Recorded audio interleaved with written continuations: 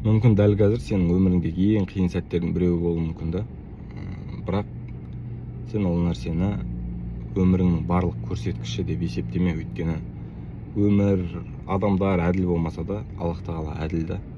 За каждой тягости есть облегчение деп бекер айтылмаған. Сол үшін бұл сенің өміріңдегі жай ғана қиын сәттер. Сен бұдан да өтіп кетесің, жақсы сәттер келеді. Сол үшін қолыңды түсіруге болмайды.